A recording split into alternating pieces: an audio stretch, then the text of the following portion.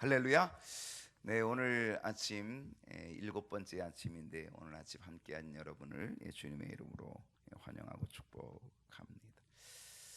이제 사순절이 이제 한 주 이제 남은 거죠. 6일 남았습니다. 오늘 이번 주 한 주가 이제 고난 주간이거든요. 어제 종료주일 또 고난 주일이라고 하죠.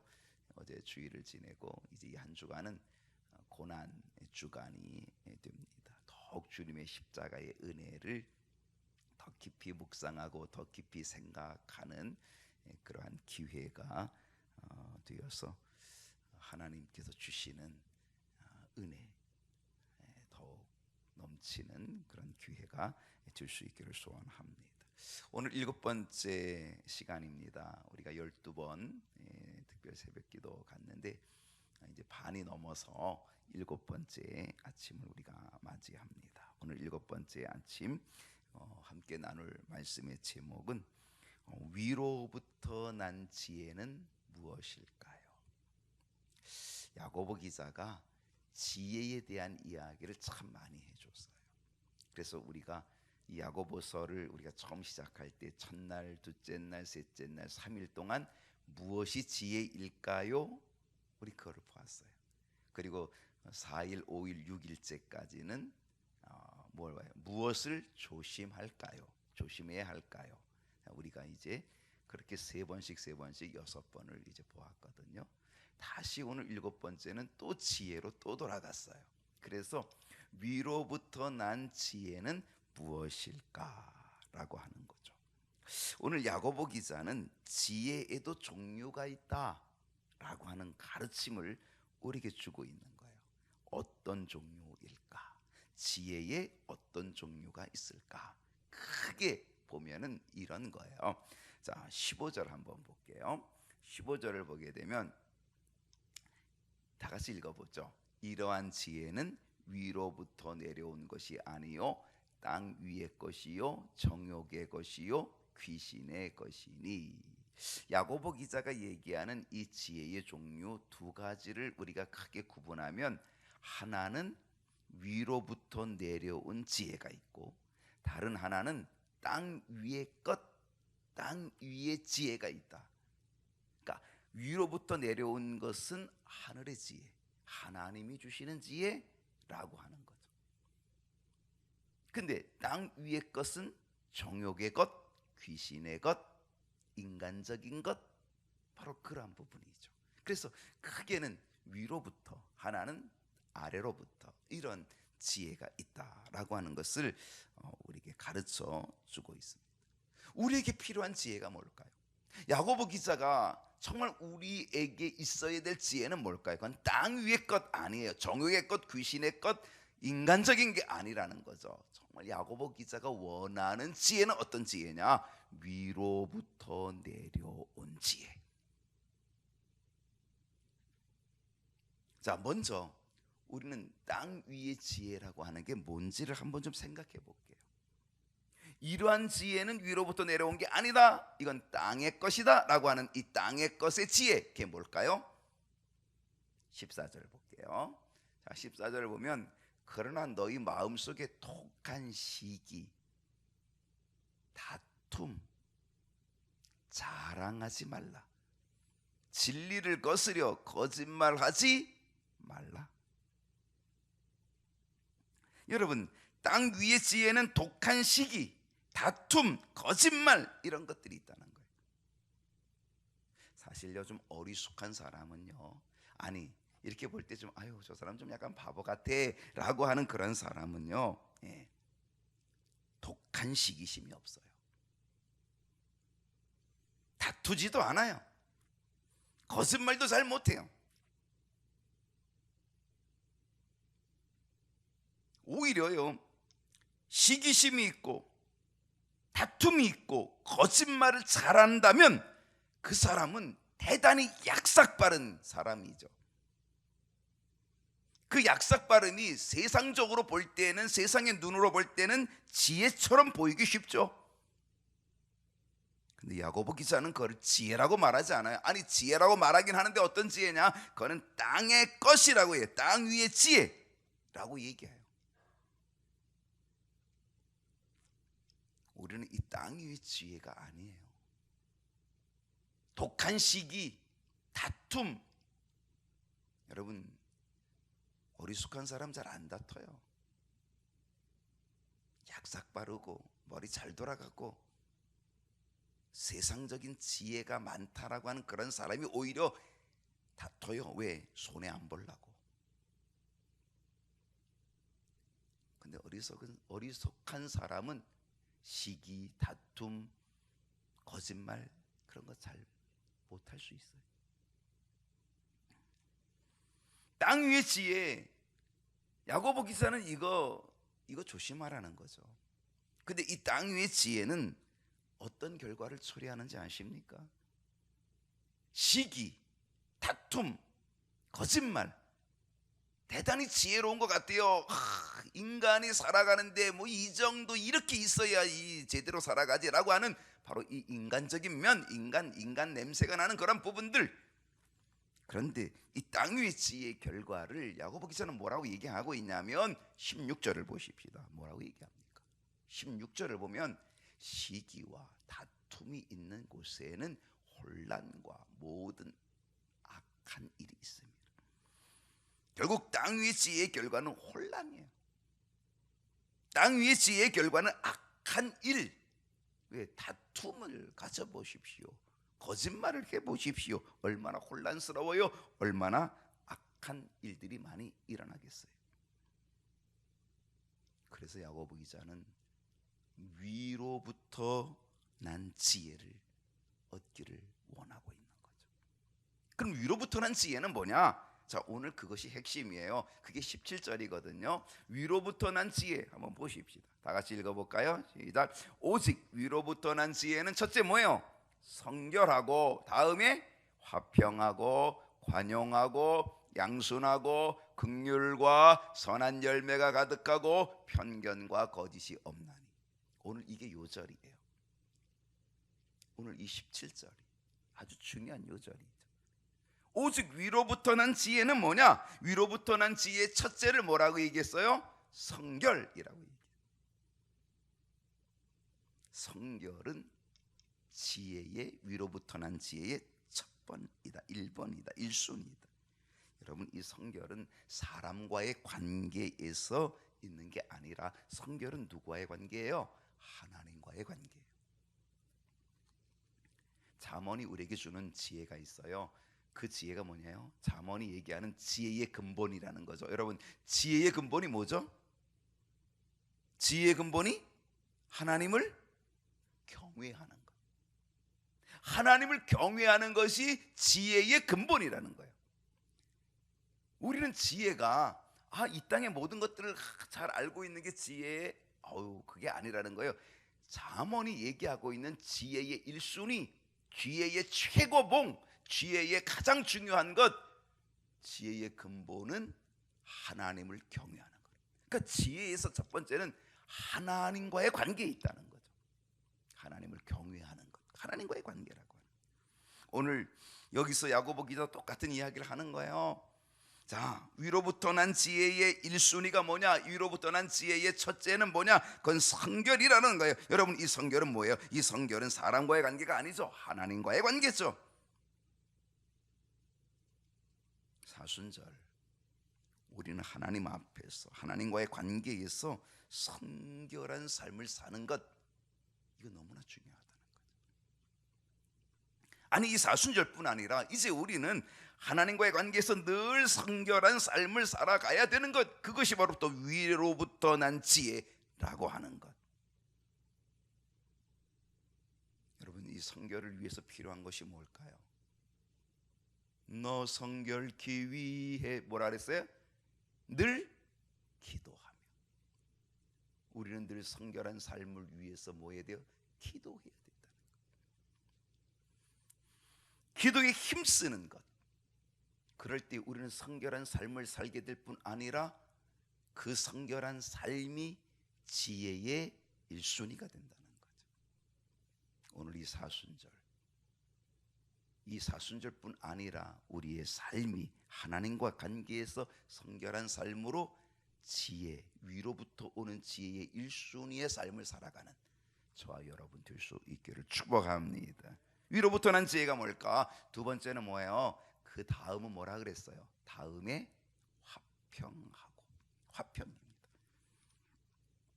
성결이 하나님과의 관계에서 삶의 지혜 1순위라면 화평부터 나오는 이 나머지의 것들은, 6가지 나머지의 것들은 다 사람과의 관계에서 나오는 삶의 지혜라는 거죠. 화평이 왜 지혜일까요? 여러분, 화평이 왜 지혜냐? 화평 안 하면 어떤 일이 벌어질까요? 화평 안 하면 갈등이 일어나요. 화평 안 하면 분쟁이 일어나요. 화평 안 하면 싸움이 일어나요. 화평 안 하면 골치 아픈 일이 나타나요. 그러니까 화평하는 게 지혜인 거예요.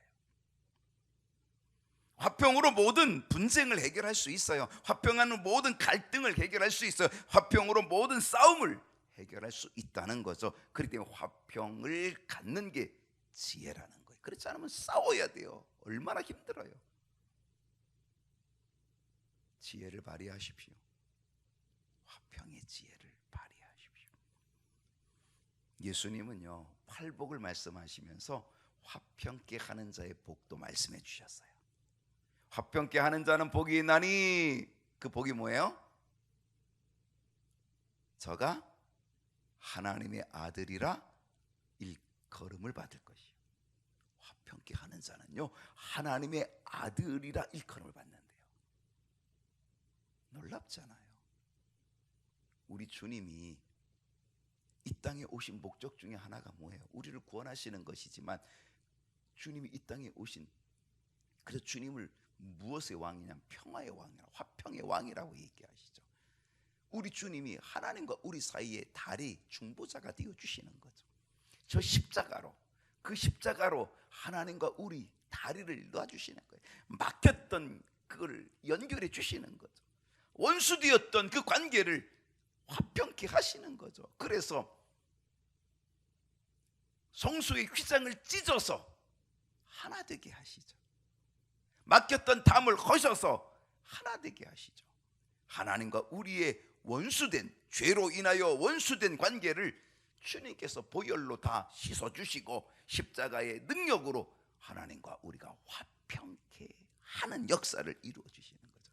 그래서 우리 주님이 하나님의 아들이라 일컬음을 받게 되는 것이죠. 화평케 하는 자의 복은 하나님의 아들이라 일컬음을 받게 된다라는 것이죠. 위로부터 주시는 이 지혜, 이 화평의 지혜를 우리가 잘 활용하고 지혜 있는 자가 되어서 하나님의 자녀로서 일컬음을 받는 그런 복을 누릴 수 있기를 축복합니다. 세 번째 지혜는, 위로부터 내려오는 지혜는 뭐라 그랬어요? 관용이라 그랬어요. 관용. 여러분, 관용은 뭐예요? 용서의 마음, 용납의 마음, 포용의 마음, 넓은 마음, 관용이에요. 여러분, 관용이 없으면 용서가 아니라 미움이 돼요. 관용이 없으면 용납이 아니라 증오가 돼요. 관용이 없으면 포용이 아니라 밴댕이 속이 돼요.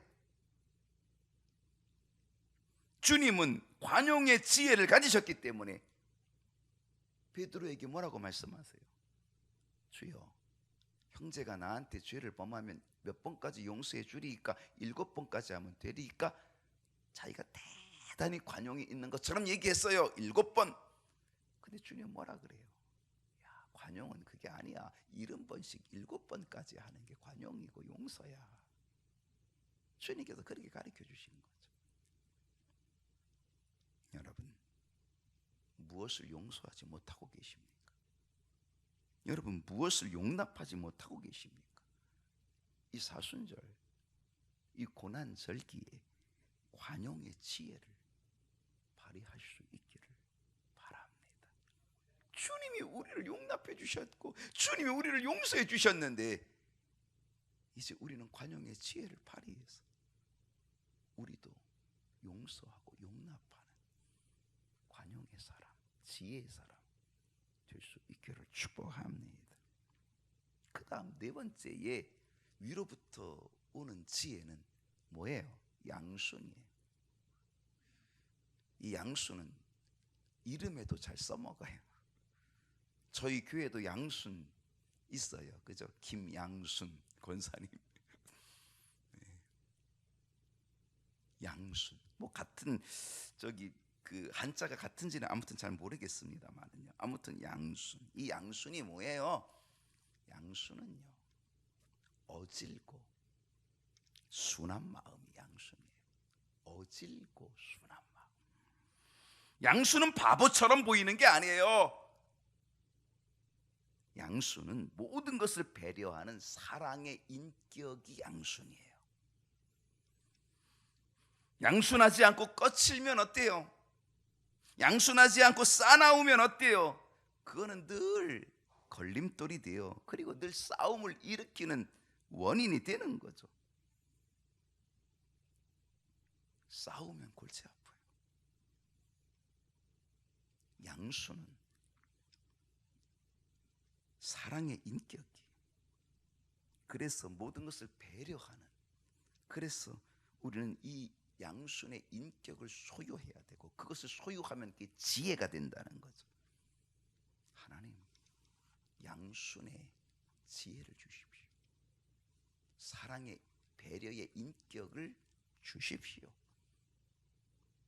다섯 번째, 위로부터 내려오는 지혜는 뭐냐? 그것은 긍휼이라 그랬어요. 긍휼. 여러분, 이 긍휼은 뭘까요? 불쌍히 여기는 거예요. 불쌍히 여겨서 자비를 베푸는 거예요. 하나님은요, 우리를 긍휼히 여겨주시. 하나님이 우리를 긍휼히 여겨주셔서, 우리를 불쌍히 여겨주셔서 우리에게 자비를 베풀어 주셔요. 그걸 뭐라 그래요? 은혜라 그래요. 하나님은 우리에게 은혜를 베풀어 주셔요. 값없이, 그냥 받을 자격도 없는데 값없이 우리에게 은혜를 베풀어 주셔요. 그게 긍휼이에요. 하나님의 자비, 하나님의 긍휼이라고 하는 거죠. 예수님께서 팔복에서도 긍휼히 여기는 자의 복을 말씀해 주셨어요. 긍휼히 여기는 자는 복이 있나니 무슨 복을 받아요? 긍휼히 여김을 받는데. 여기서 아주 중요한 진리가 있어요. 그것은 뭐냐면, 긍휼히 여기는 자는, 여러분, 우리가 다른 사람을 긍휼히 여기는 거는요, 사실은 작아요. 아주 작아. 조금이에요. 근데 우리가 그 조금이라도 긍휼히 여기면 긍휼히 여김을 받아요. 누구로부터? 하나님께로부터. 그 하나님이 우리를 긍휼히 여겨주시는 그 긍휼은, 그 은혜는, 그 자비는 우리가 상상할 수 없이 크고 놀랍다는 거죠.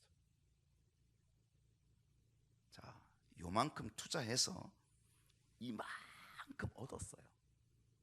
지혜요, 바보예요? 지혜죠. 그게 위로부터 오는 지혜라는 거예요. 여러분, 우리는 요만큼 투자했는데 하나님은 이만큼을 주시는 거죠. 나는 조금 긍휼히 여겨줬는데 하나님은 엄청나게 내게 은혜를 베풀어 주셔요. 긍휼의 은혜를 내게 베풀어 주셔요. 그러니까 이 긍휼은 지혜인 거죠. 긍휼 없는 하나님의 심판은요, 견딜 수 없는 최악의 심판이 되고 말 거예요. 하나님이 우리를 긍휼히 여겨주시기 때문에 은혜를 베풀어 주시고 우리를 구원해 주시는 거지, 하나님의 긍휼이 끝장나면, 하나님의 긍휼, 그 긍휼 없는 하나님의 심판이 임하게 되면요, 누구도 견딜 수 없어요. 우리는 하나님의 긍휼을 얻기 위해 지혜를 발휘해야 돼요. 그 지혜가 뭐다? 긍휼히 여기는 게 지혜다. 요만큼 긍휼히 여기세요. 엄청난 긍휼의 은혜를 얻게 되는, 그게 지혜라는 거죠. 여섯 번째 지혜, 그거는 선한 열매가 가득한 거예요. 야고보 기자가 얘기하는 이 믿음과 행함의 관계, 여러분 잘 아시죠? 믿음은 행함으로 증명해 보여야 된다는 거죠. 행함으로 너의 믿음을 보이라 라고 그렇게 얘기하고 있죠. 믿음이 있는 우리들은 반드시 행함으로 선한 열매를 가득히 맺어야 되는 거예요.